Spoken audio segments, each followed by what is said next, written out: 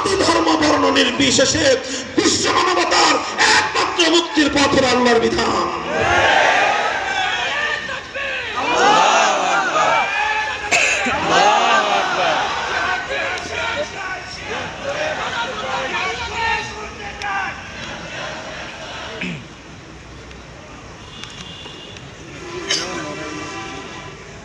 এই রব হিসেবে মানি তো সবাই ইনশাআল্লাহ। কিসের মতো? কচু পাতার পানির মতো না, তাহলে কিসের মতো? বিশুদ্ধ। বলেন পাহাড়ের মতো। বলেন পাহাড়ের মতো। কচু পাতার পানির মতো না, কচু পাতার পানির মতো। তাহলে আমাদের রুবুবিয়্যাতের ঘোষণাটা কিসের মতো? চিৎকার করে বলেন কিসের মতো? পাহাড়ের মতো। পাহাড় কিরকম? ঝড় আসলে পাহাড় ধাক্কা খেয়ে পড়ে যায়, তুফান আসলে পাহাড় আপন জায়গা থেকে নড়ে যায়, জলোচ্ছ্বাস আসলে পাহাড় ভেসে যায়, কাল বৈশাখী আসলে পাহাড় ভেঙে যায়। যত ঝড় আসুক না কেন, যত তুফান আসুক না কেন, যত জলোচ্ছ্বাস আসুক না কেন, যত তুফান আসুক না কেন, সব কিছুকে মোকাবেলা করে পাহাড় যেমন তার আপন জায়গায় অটল এবং অবিচল থাকে। হে ইমানদার, তোমার জীবনে বিধানদাতা একমাত্র কে? সুতরাং তুমি যদি আল্লাহকে একমাত্র বিধানদাতা বলে মেনে থাকো, তুমি যদি একমাত্র আল্লাহকে বিধানদাতা হিসেবে বিশ্বাস করে থাকো, এবার তুমি পাহাড়ের মতো অটল হয়ে যাও। দেখবে সমস্ত তুফান তোমার সঙ্গে বাড়ি খেয়ে খান খান হয়ে যাবে, সমস্ত জলোচ্ছ্বাস তোমার কাছে এসে সারেন্ডার করতে বাধ্য হবে। দিন শেষে পাহাড় যেমন তার আপন জায়গায় মাথা উঁচু করে দাঁড়িয়ে থাকে, দিন শেষে সচ্চা ইমানদার মাথা উঁচু করে দাঁড়িয়ে থাকে, সমস্ত মুনাফিক বেঈমান পানির পানিতে ভেসে যায়।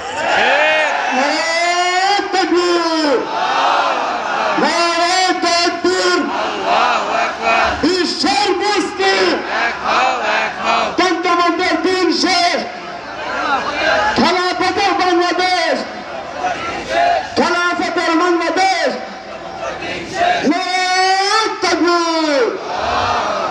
তাহলে কি বোঝা গেল? যারা আল্লাহকে রব বলে মানবে, যারা আল্লাহকে রব বলে স্বীকার করবে, যারা আল্লাহকে রব বলে ঘোষণা করবে, তাদের সামনে বাধা আসবে কি আসবে না?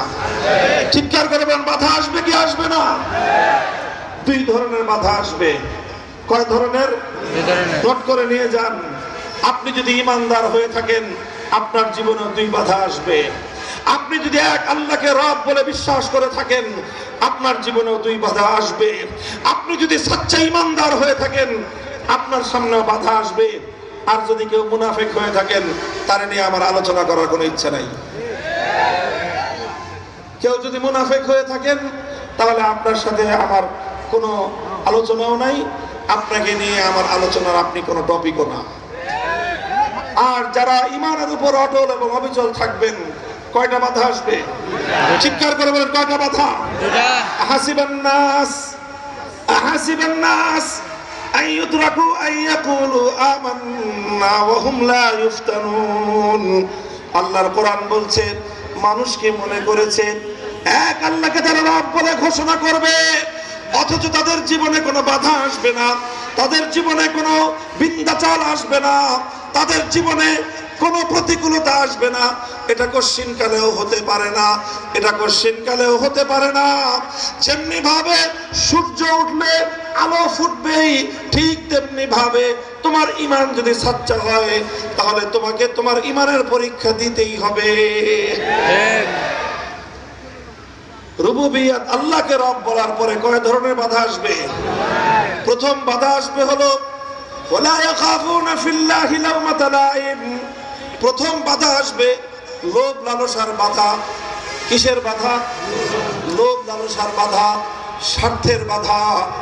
ও দুনিয়ার মানুষ, তোমাকে তোমার ঈমানের পথ থেকে সরিয়ে দেওয়ার জন্য, এক আল্লাহর রুবুবিয়্যাতের এই ঘোষণা থেকে তোমাকে বিচ্যুত করে দেওয়ার জন্য, তোমাকে তোমার ঈমানের অটল জায়গা থেকে সরিয়ে দেওয়ার জন্য তোমাকে লোভ দেখানো হবে। কখনো টাকার লোভ, কখনো ক্ষমতার লোভ, কখনো চাকরির লোভ, কখনো পদ পদবীর লোভ। নানা রকম লোভ লালসার মাধ্যমে আল্লাহর দুশমনেরা, ইবলিস এবং তার চেলা চামুন্ডারা হিজবুশ শাইতান, ইবলিসের দলের লোকেরা তোমার ঈমানকে কিনে নেওয়ার চেষ্টা করবে। প্রথম বাধা আসবে কিসের? জোরে বলেন কিসের? লোভ আসবে, লালসা আসবে, প্রস্তাব আসবে, কখনো টাকার বস্তার প্রস্তাব আসবে, কখনো তোমাকে লক্ষ কোটি টাকা দেওয়ার অফার করা হবে, কখনো তোমার সামনে পদ পদবি দেওয়া হবে, কখনো তোমার সামনে দুনিয়ার স্বার্থের ডালি মেলে দেওয়া হবে। দুনিয়ার সব স্বার্থ থাকবে তোমার এক পাল্লায়, আরেক পাল্লায় থাকবে তোমার সাচ্চা ঈমান। তখন পরীক্ষা হবে তোমার কাছে দুনিয়ার স্বার্থের মূল্য বেশি না তোমার ঈমানের মূল্য বেশি। এই বাধা আসবে প্রথম। স্বার্থ দিয়ে তোমার ঈমানকে কিনে নেওয়ার চেষ্টা করা হবে। যদি তুমি এই বাধা অতিক্রম করতে পারো, স্বার্থের সামনে যদি তোমার ঈমানকে তুমি বিক্রি না করে দাও, বরং স্বার্থকে লাথি মেরে তুমি যদি তোমার ঈমানের পথে, তুমি যদি তোমার আল্লাহকে একমাত্র বিধানদাতা মেনে নেওয়ার পর সেই আল্লাহর পথে তুমি যদি পাহাড়ের মতো অটল আর অবিচল থাকতে পারো, তখন তোমার সামনে আসবে দ্বিতীয় বাধা। কয় নম্বর বাধা? দ্বিতীয় নম্বর বাধা। দ্বিতীয় নম্বর বাধাটা কি? দ্বিতীয় নম্বর বাধার নাম হলো তোমাকে ভয় ভীতি দেখানো হবে। কিসের বাধা? জোরে বলেন কিসের বাধা? তোমাকে ভয় ভীতি দেখানো হবে। কখনো তোমাকে জেলে পুরে রাখবার ভয় ভীতি দেখানো হবে, কখনো তোমাকে গুম করে ফেলবার ভয় ভীতি দেখানো হবে, কখনো তোমাকে ক্রস ফায়ার দেওয়ার ভয় ভীতি দেখানো হবে, কখনো তোমাকে রিমান্ডে নিয়ে অকথ্য নির্যাতন করবার ভয় ভীতি দেখানো হবে, এমনকি কখনো তোমাকে নির্মমভাবে হত্যা করবার ভয় ভীতি তোমার সামনে আসতে পারে।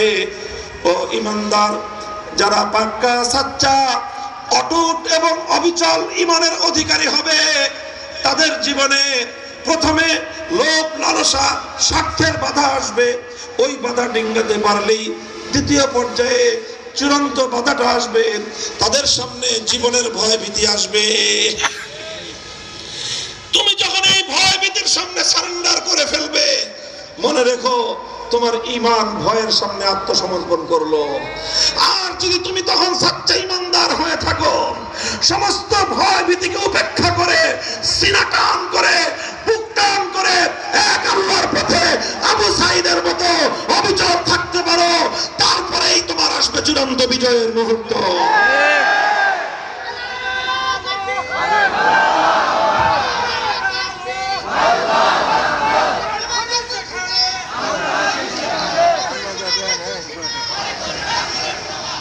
তাহলে প্রথম বাধাটা আসবে কিসের? জোরে বলেন। প্রথম আসবে লোভ লালসার বাধা। যদি এই বাধা আপনি অতিক্রম করতে পারেন, তাহলে দ্বিতীয় বাধার সম্মুখীন হবেন। আর যদি প্রথম বাধা আপনি অতিক্রম করতে না পেরে